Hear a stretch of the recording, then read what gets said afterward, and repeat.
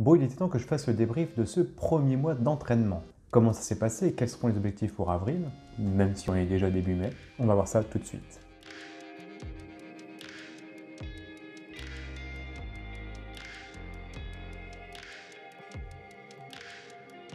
Pour rappel et pour ceux qui viennent de débuter sur cette chaîne et qui commencent par cette vidéo, j'ai repris la course à pied le 7 mars 2020 et je me suis fixé comme objectif de réaliser l'UTMB, l'Ultra Trail du Mont Blanc, d'ici 3 ans en 2023. Je n'ai pas un super niveau en course à pied et je me suis dit qu'il serait intéressant de pouvoir retracer mon évolution grâce à une chaîne YouTube.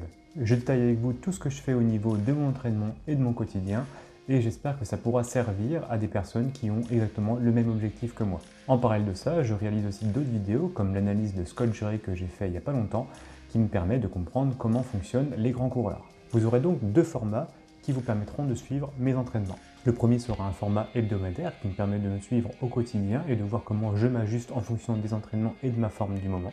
Et vous aurez ce format mensuel qui permet de prendre un peu plus de hauteur et de comprendre et de garder que l'essentiel. Mars 2020 était la reprise de la course à pied. Autant le dire tout de suite, ça fait plaisir de pouvoir reprendre une activité sportive, sachant que ça faisait des mois que je ne faisais plus de sport et que j'ai repris 3 fois par semaine. Ce premier mois était surtout le signe de la création de l'habitude. L'habitude d'aller courir 3 fois par semaine et l'habitude au niveau du corps de reprendre une activité physique. Je n'ai pas vraiment eu de difficulté pour me motiver à aller courir, ça se faisait naturellement et puis même au contraire j'avais plutôt envie d'y aller, j'étais impatient. J'ai donc fait quelques erreurs comme de m'entraîner à une intensité beaucoup trop élevée.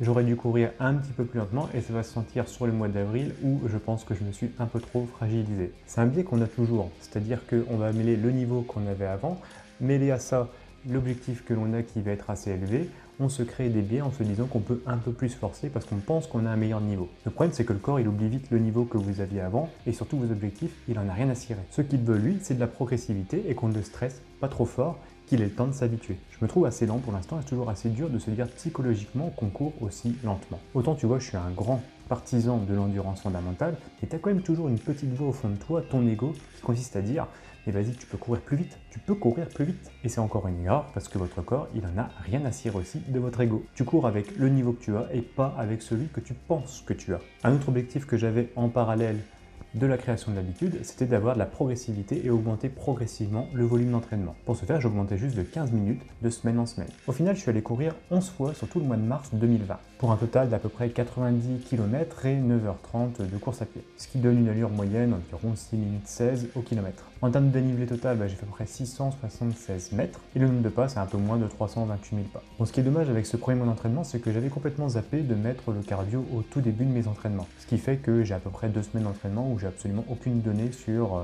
ma fréquence cardiaque.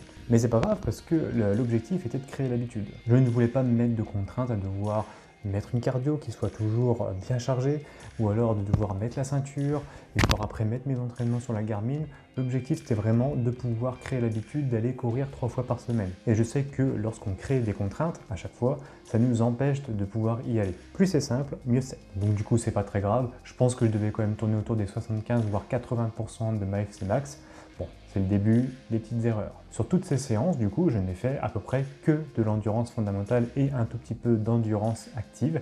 Je n'ai pas fait de séances de fractionnés ou de séances de seuil, rien du tout, que de l'endurance. Ce qui va être intéressant, c'est de pouvoir regarder la courbe de progression, qui je pense sera plus intéressante à regarder au niveau mensuel plutôt que hebdomadaire, où c'est plus un reflet de ma forme au quotidien plutôt qu'un vrai signe de la progression. Pour rappel, je calcule cet indice par rapport à ma fréquence cardiaque maximale, le pourcentage que je fais de tous mes entraînements, avec la vitesse moyenne qui est associée, plus une légère pondération par rapport au dénivelé que je fais à chaque fois à tous mes entraînements. Et le but de pouvoir mesurer cet indice, c'est de vérifier que j'ai bien une bonne forme du moment ainsi qu'une progression. C'est-à-dire que si ma vitesse moyenne augmente par rapport à une fréquence cardiaque, un pourcentage de fréquence cardiaque qui est la même, ça veut dire que je progresse. J'ai essayé également de faire une sorte de progression sur les 2 années à venir. On verra si c'est possible de prévoir sa progression à aussi long terme. Chose que j'aime bien faire également, qui est peut-être pas forcément le plus mis en avant, c'est l'évolution du poids de corps par rapport à ce que je mange et tous les entraînements que je réalise. Le but là-dessus, c'est vraiment d'avoir une maîtrise de mon poids de corps, c'est-à-dire de ne pas maigrir ou de ne pas grossir. Parce que quand vous maigrissez, en fait, derrière, vous n'allez pas progresser et vous allez avoir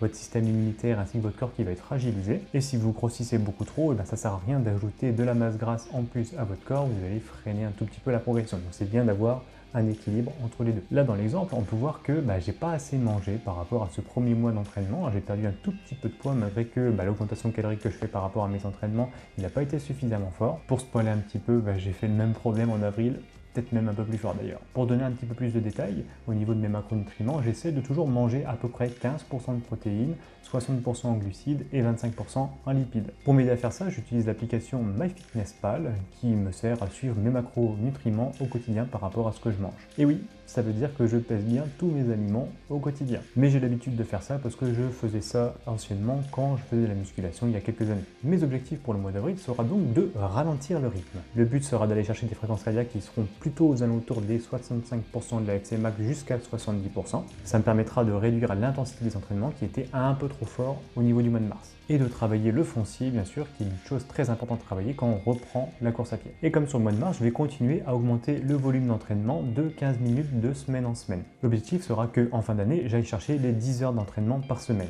Je vais chercher un haut volume d'entraînement dans ce sens-là parce que mes objectifs sont très élevés. Et puis lorsque j'aurai atteint les 10 heures d'entraînement par semaine, je pense que je vais freiner et ne plus augmenter le volume horaire toutes les semaines pour pouvoir rester à ce volume-là toute l'année 2021. Je n'aurai plus qu'à jouer ensuite au niveau des intensités et du dénivelé parcouru. C'est fini pour le bilan du mois de mars et je vous donne rendez-vous pour la semaine prochaine pour faire le bilan du mois d'avril 2020. Salut!